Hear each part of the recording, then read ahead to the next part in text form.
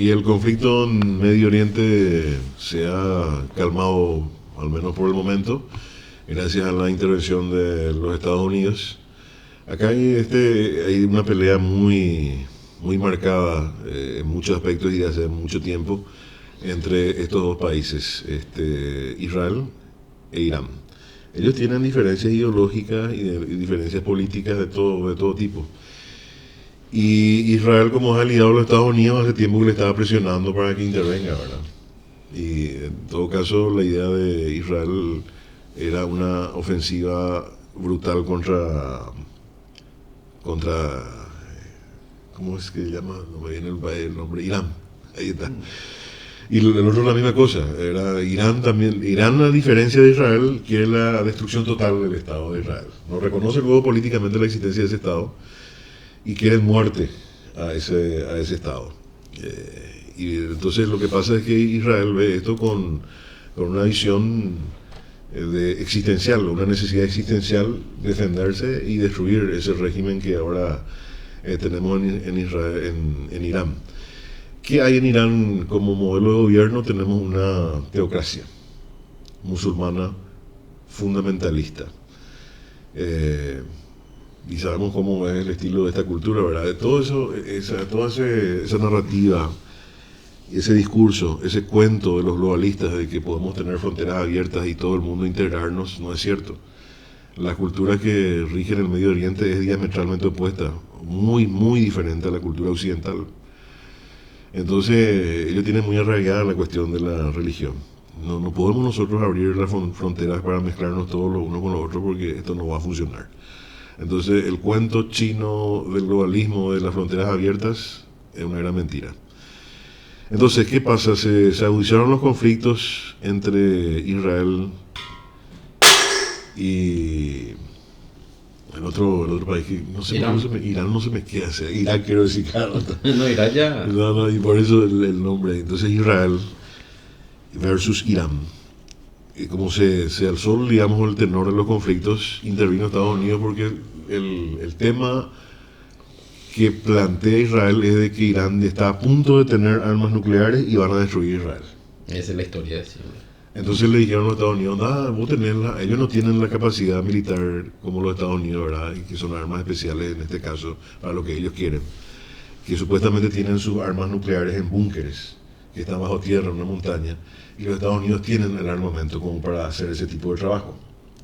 Entonces de hace rato le están apretando al presidente de los Estados Unidos y están en esa pelea constante. Vino la autorización de Donald Trump, un trabajo quirúrgico, vamos, como ellos mismos dicen entre comillas, y bombardearon estas supuestas bases nucleares. Y según la versión oficial de Estados Unidos, lograron el cometido. Y quiera o no, pausaron el conflicto entre Irán e Israel. Pausaron. Solamente un país como Estados Unidos puede hacer esto. Y solamente alguien con un liderazgo como el de Donald Trump también tiene... Pero hubo fuego cruzado ahí. Entre... Irán también la atacó a Israel. No, y de hecho, en plena guerra estaban. Y vino, es como si fuera que están los perros pelándose, viene el patrón con su garrote y le mete un latigazo y se separan. Eso es lo que pasó. Porque están como perro y gato ahí Israel e Irán, y viene Donald Trump con su ejército más poderoso del mundo, le tira unas bombas y se calman. Por supuesto que la versión oficial del régimen de Irán es de que se van a vengar en los Estados Unidos y que eso no termine ahí, que no se van a rendir. Y bombardearon una base estadounidense cercana ahí. En la versión de los Estados Unidos estaba previsto. Porque si vos tenés un régimen autoritario, no vas a tener que cuidar tu propaganda interna y también internacional. Nunca vas como se dice aquí en Paraguay, echar culo. O sea, nunca vas a querer retroceder de tu postura porque tenés que guardar las apariencias. Entonces hicieron un bombardeo los iraníes contra una base cercana ahí de los Estados Unidos y ellos dijeron, no, esto estaba previsto, no pasó nada, sabíamos que iban a hacer eso, más de eso no pueden hacer. Y entonces quedó ahí en stand-by la cuestión, pero el hecho concreto logrado por el presidente de los Estados Unidos paró el conflicto. Y también hubo un enojo por parte de Donald Trump con ambos, especialmente con Israel, porque cuando él le solicitó el alto el fuego, previo al bombardeo, o posterior, mejor dicho, al bombardeo, y estableció, digamos, un alto al fuego a pedido del presidente de los Estados Unidos. Israel siguió bombardeando. Y también hizo lo mismo Irán. Entonces hizo un pequeño estironcito de oreja a Netanyahu, al primer ministro de Israel, Donald Trump. Pero bueno, lo concreto es de que lo más reciente es que hay una pausa, una paz frágil, pero que fue lograda gracias al poderío militar de los Estados Unidos y su intervención. Lo que muchos especulan es de que Israel quiere meterle a toda costa a los Estados Unidos en esto y desatar una tercera guerra mundial. Y lo mismo del otro lado. Estamos en un momento histórico y muy peligroso para toda la nación, para todo el mundo en realidad. Porque estos conflictos pueden escalar. Todavía sigue la guerra entre Rusia y Ucrania. Están los ánimos, digamos, tensos en la zona asiática con la cuestión de China continental y la China esta que es nuestra aliada, Taiwán, ¿verdad? Que es protegido por los Estados Unidos, ¿verdad? Y hay tensión en ese lado del mundo también. Es bastante con pinza hay que tomar esto. ¿Por qué no quieren que Irán tenga bombas nucleares? Y porque es un régimen fundamentalista, musulmán fundamentalista. Y ellos están dispuestos a todo para limpiar el mundo de los infieles. Es decir, los no creyentes, no alineados a su filosofía religiosa. Entonces, como le ven muy peligroso, para Israel, como ellos juran que van a destruir esa nación, entonces no les conviene que tengan armas nucleares. Y tampoco está eso en el interés de los Estados Unidos porque son aliados de Israel. Es bastante simpático acá lo que pasa con el tema de la OTAN y todas esas organizaciones internacionales que dicen que solamente un círculo de países pueden tener armas de destrucción masiva y ellos van a ser la policía del mundo, cuidando que otros no tengan esas armas de destrucción masiva, sí, para proteger a la generalidad del mundo. Y yo entiendo el punto que vos ponés, y también de prima facie se ve así, ¿verdad? Porque ¿quién sos vos para decirle al otro país, no, vos no vas a tener esto, sí vas a tener? Yo sí voy a tener, pero vos no. Sí. Yo voy a tener porque yo te había cuidado, sí, a todo el mundo. Pero eso se circunscribe a una lógica de vida democrática occidental.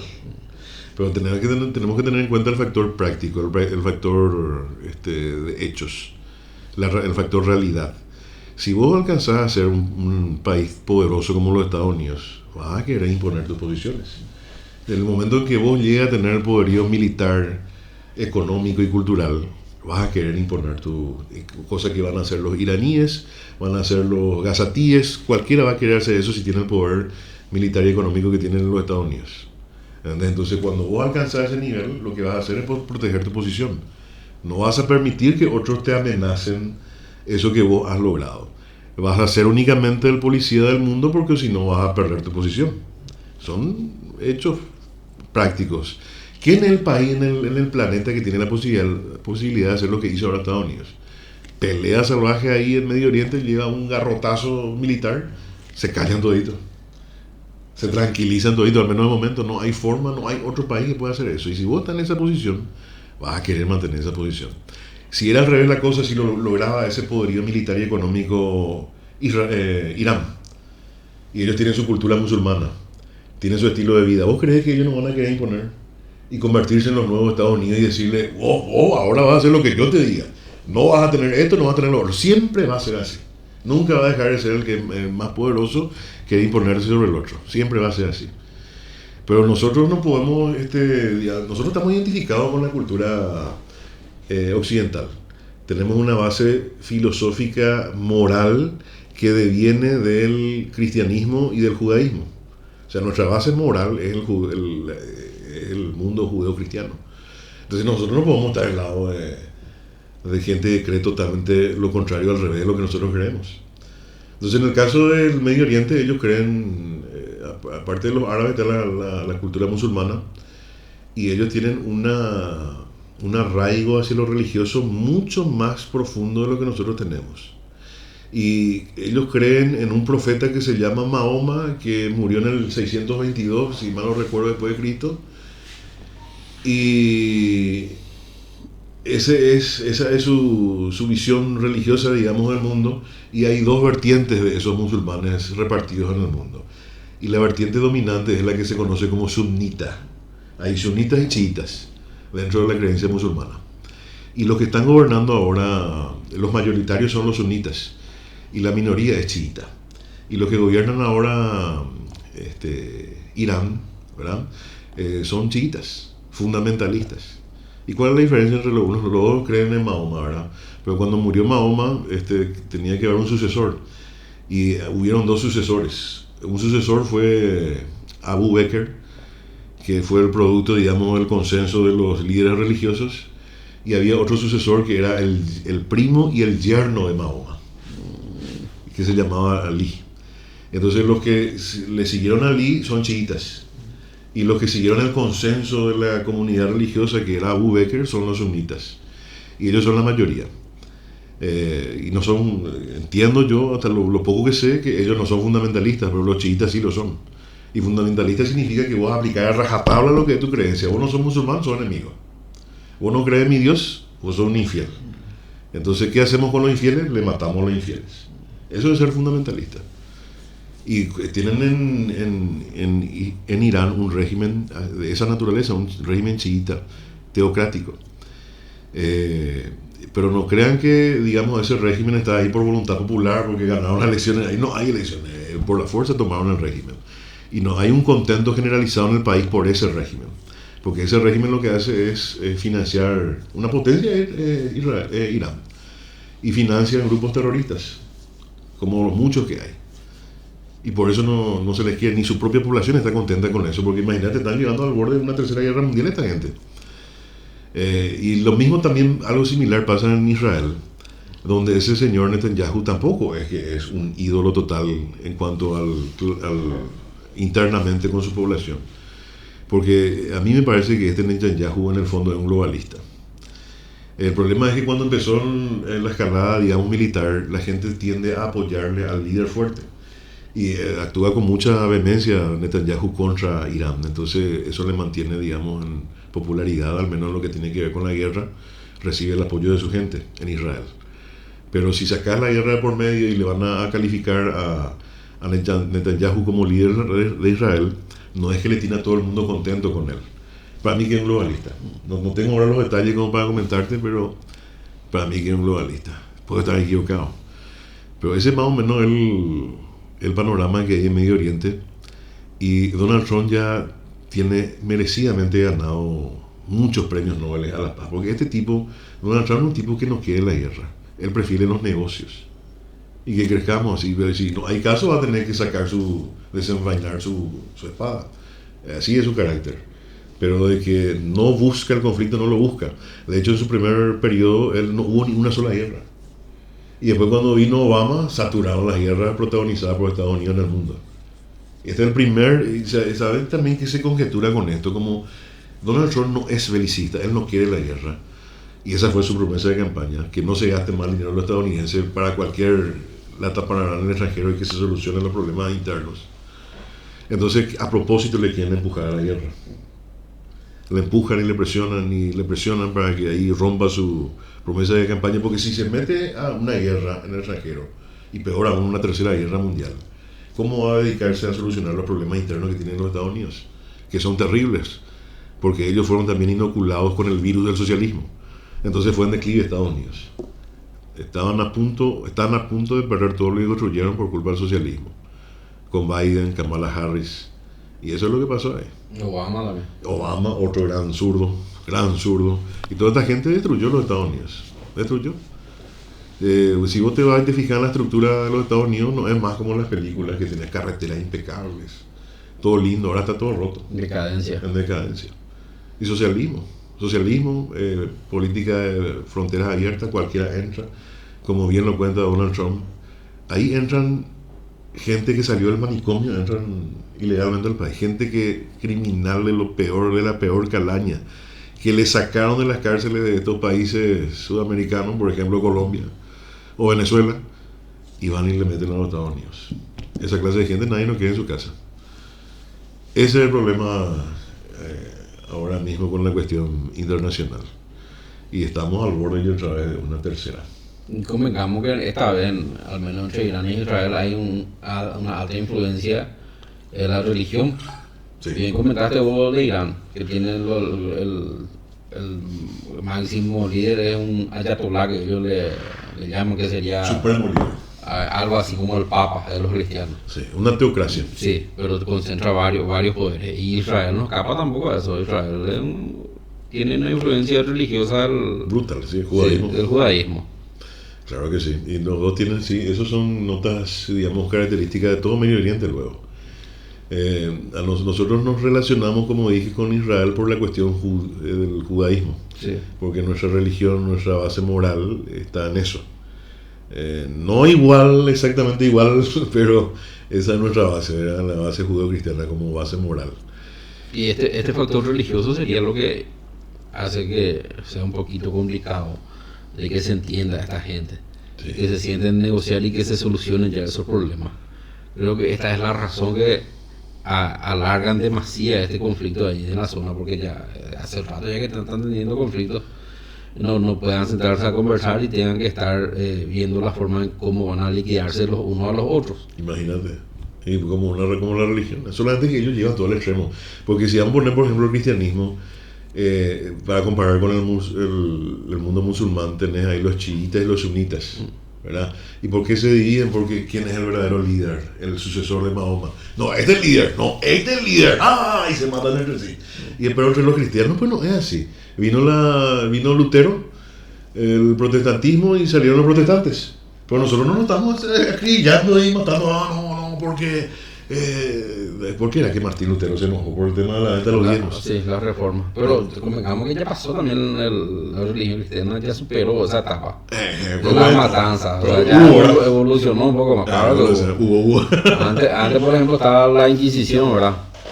Sí, vamos a eso, tenía la Inquisición también. Sí, creo que ya pasó, ¿verdad? Ya pasó y estos están en una etapa...